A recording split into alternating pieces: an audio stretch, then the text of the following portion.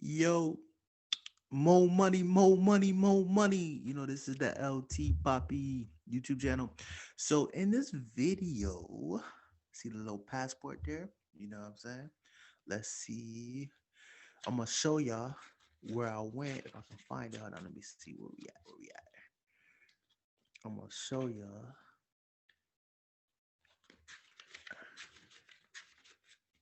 Boom.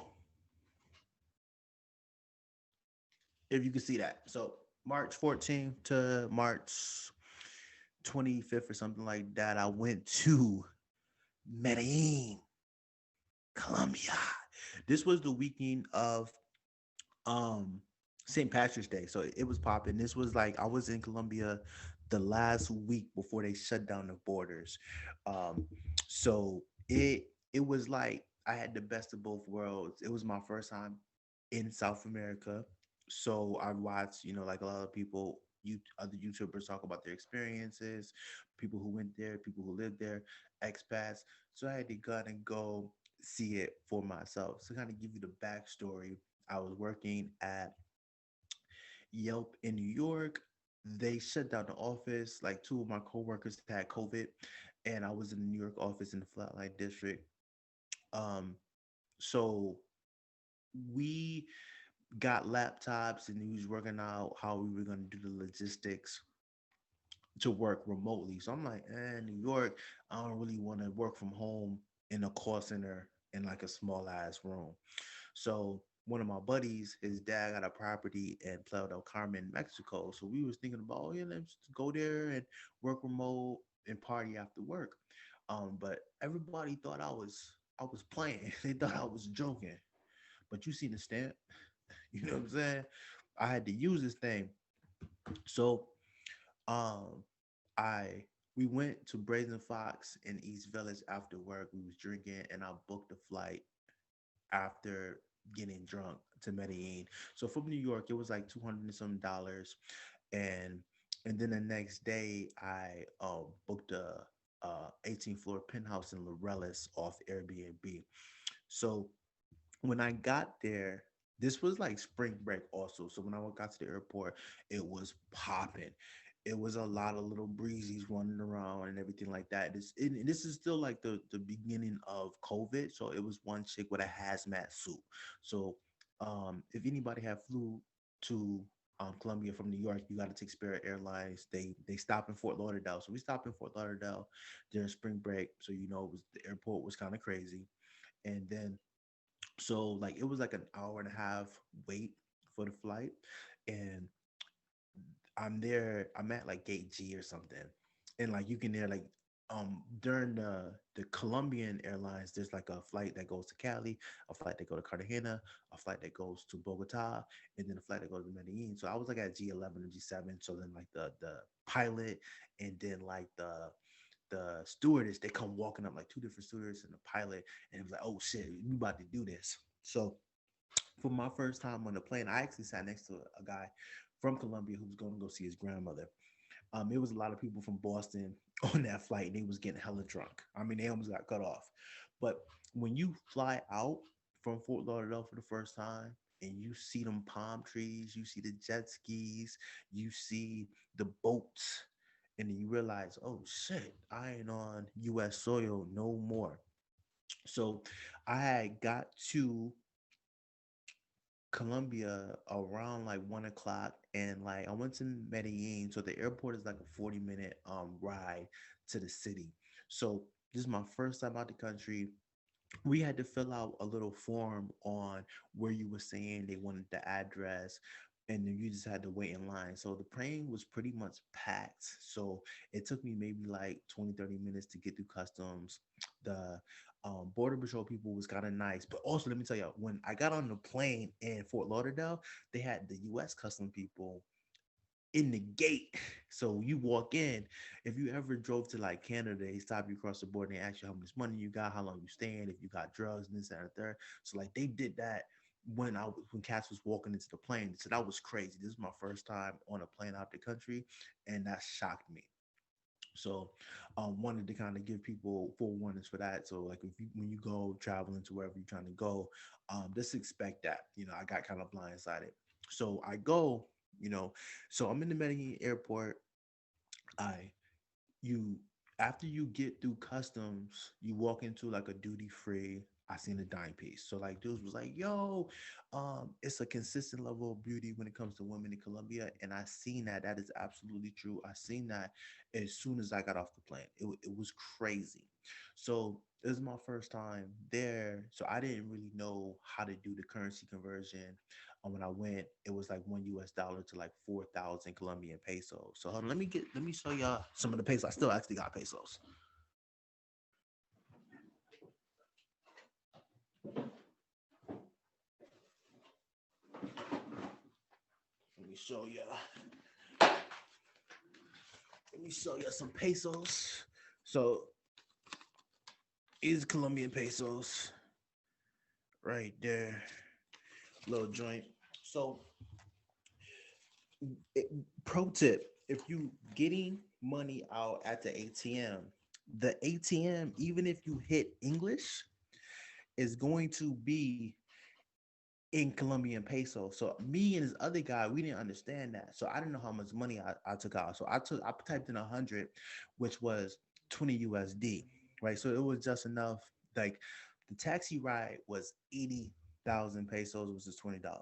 So when I got to the Airbnb, the hosts were explaining to me, where to get drugs, where to get chicks from, which I didn't do that. But he was like letting me know Parque Lattes is the spot if you're trying to party and all that jazz and whatnot. So I was like, I didn't know that the ATMs were still in the spit out pesos. Like it was, you type in pesos even if you hit English, because I'm ignorant. It's my first time out the country, so I got a rude awakening with that. So now I know better. And like on the right there, obviously, like a lot of people who watch videos like this, like the Uber drivers in Colombia, they like to pretend like they don't speak English. That's facts. But like the roads, it kind of windy, and there's people on motorcycles everywhere. Like a lot of women in Colombia ride motorcycles like it's nothing. So I stayed in the Relish. It's more of a residential area. It was super walkable. Like the walk score was like 7. So like if you want like an authentic Colombian experience, like Medellin's a great. I mean, Lorelis is a great neighborhood. There was like bakeries, there was bodegas in walking distance. There were restaurants. There was also a mall with a grocery store nearby, so I could walk and get groceries. I was eating like salmon and spinach every day. I was on this health kick, so I'm about to get back on this health kick. So like it was a really good experience. So I had like super fun from like that Saturday to like that Tuesday, and then they started locking shit down. People started wearing masks, and like when I got there, things were supposed to be shut down, but it was Colombia, so shit was open illegally. So I went to the Hooters and El Poblado. There was a lot of gringos there, made some friends. The bartenders was smoking hot. You know what I'm saying? I met up with this one chick from Tinder. You know what I'm saying? But I my next door neighbor had recommended go on OK Cupid to vet your girls because they're less sketchy and whatnot. So you gotta be careful. I bet you for any dudes that's looking to meet up with girls, make sure you WhatsApp, FaceTime they ass, and um just make sure they bring you see their passport, you see their ID and stuff like that. Because I stayed at this condo that was 24-hour security, so it wasn't can't and no guest could come without having a valid ID and whatnot. So I had a little issue with a chick, and she didn't want to provide ID and stuff like that. So that's not gonna fly there because Airbnbs are type illegal, whatever like that. But some buildings you can have it, some buildings you can't. So, but next time producers looking to kind of get wild with the chicks, Parque is a spot, or pregame with Tinder or Colombian Cupid. Yeah, so I'm not sure when I'm going back. I'll be telling the chicks that I'm about to go back after for New Year's, but we'll see. But like from a girl standpoint, while you guys are probably watching it, like, yo, it's you see you get like the fairer skinned European looking Colombians, but like chicks are nice. I would recommend for dudes that's trying to talk to girls, um, to introduce yourself in Spanish and then try to say, habla inglés or whatever. Say hola, como está. People are super friendly. People will definitely chill. And then also, like, there's some people, like, 95% of the people in Medellin only spoke Spanish, but some of the younger people speak both, but like older people, because I got lost because I was walking around where my Airbnb was, took a wrong block, didn't drop my breadcrumbs, and I had to ask some cops for directions and shit like that. And they were trying to explain it to me in Spanish, but I eventually got back to where I needed to be. But overall, like Medellin, this is popping. People are super friendly. It's super cheap. Like for example, when I had took an Uber from Laureles to El Poblado, it was like $3, like legit. It was like a 15-minute drive. So everything was super cheap. I was drinking Colombian liquor when I was down there. I was dope. I seen a lot of dime pieces and stuff. But I lost my cell phone actually down there. Long story. So I couldn't get it rocking, but I'm definitely gonna go back at some point. I currently work remote. I'm in Dallas now. So we'll see. Got to drop this quarantine weight before I kind of go back. I'm about to be out there wilding next time. But like, yo, I made a lot of friends, met a lot of cool people on the way back. It was kind of like a fraternity. Everybody was talking about their authentic Colombian experience. It was people that was teaching English in Colombia that was coming back on the flight, and then there was other people that was down there for 2 weeks and stuff like that. So it's definitely dope. The weather, it was like 70 degrees. It was a hint of humidity, but other than that, it was super cool. The spot I stayed at, had like a fan and stuff like that. But that's pretty much like all you need. So for guys that's thinking about going to Medellin, I would say, definitely go. Fuck what people say. Whatever you got, if you got to get a negative COVID test, do that. Um, Also, pro tip for Airbnb, like negotiate the price because the conversion is 4 to 1. So you can definitely get an apartment for $500 for 30 days. So don't like be paying $1,000, even in El Poblado. Yeah. So like the Airbnb host was like, yeah, I'll give you I stayed in a penthouse 18th floor. I'll see if I can try to post a photo for the thumbnail so you guys can actually kind of see it. Um, but he was like, "Oh yeah, I'll charge you $1,000 for the month." Like Colombians like to negotiate; they will try to fucking get you if you don't got if you're not on your P's and your Q's.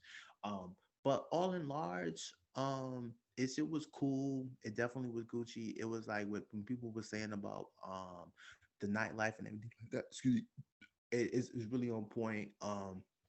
I made some friends. I was at the mall and stuff like that. So some Colombians that make English got exchanged IG and stuff like that. So like some of the people on the plane, like I had on IG and still talk to them, from this day. So the traveling really opened my eyes, and like the views was amazing.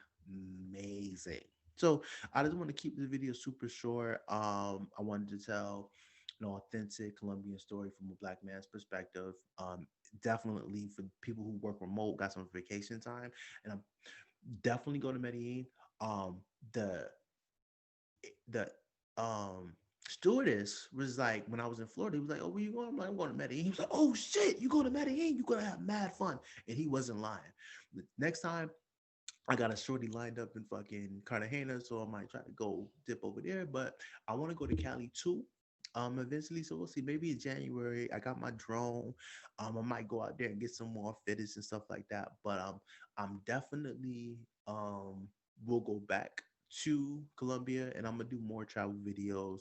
Obviously, this is a trading channel where we talk about options investing and whatnot. Got an ebook. I'll eventually post a link when you watch this video. The link may not be there, but I'll add it eventually. And I'm gonna talk about different cities and stuff that I've been to and whatnot. But more money, more money, more money. We out.